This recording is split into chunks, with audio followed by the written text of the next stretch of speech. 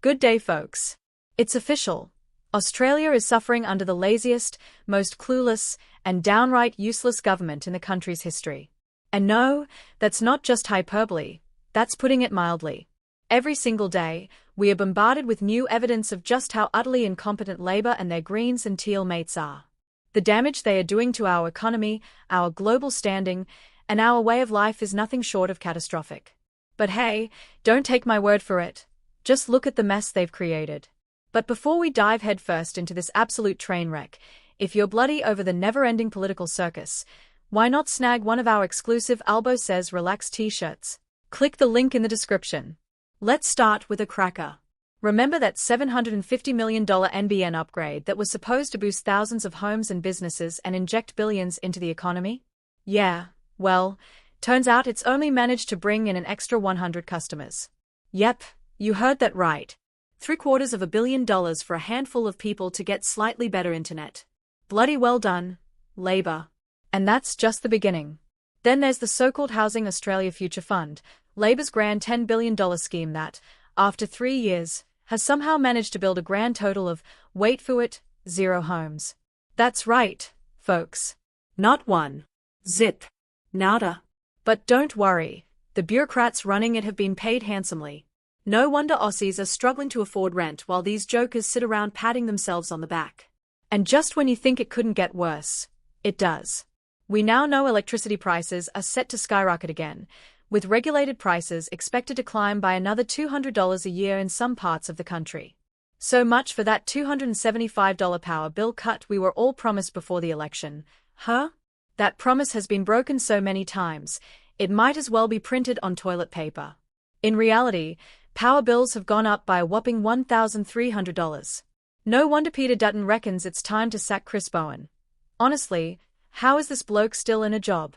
But let's talk about the latest humiliation, tariffs slapped on our steel and aluminium.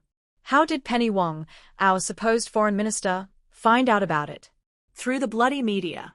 That's right. She had no clue. And these are the same people who threw a tantrum when Donald Trump introduced tariffs on Australia, calling it no way to treat a friend. Oh, the irony. The same Albanese and Wong who, at every possible opportunity, have shown nothing but contempt for one of our greatest allies, Israel. Trump has been paying attention, make no mistake about that. The whole world is watching Australia shift towards antisemitism under Albanese and Wong, and it's embarrassing.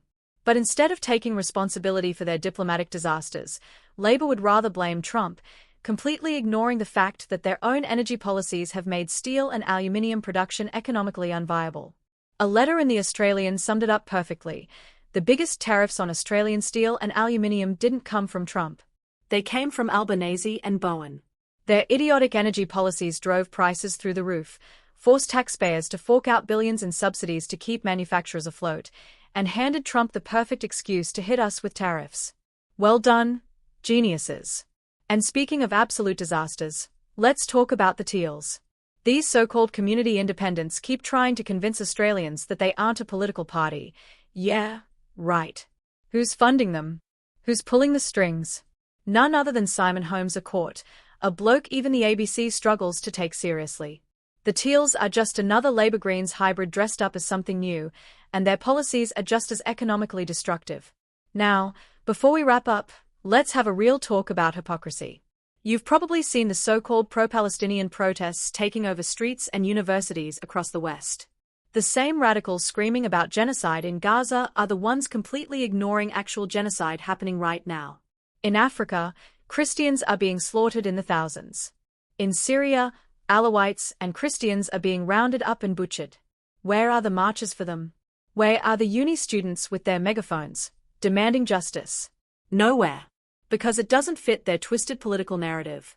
And while these left-wing half-wits bang on about decolonization, they are doing it in English, the very language they claim is oppressive. You can't make this stuff up. Meanwhile, in South Africa, radical protesters are openly calling for the killing of white people, holding up dolls of white babies as symbols of what they plan to do. Sickening, right?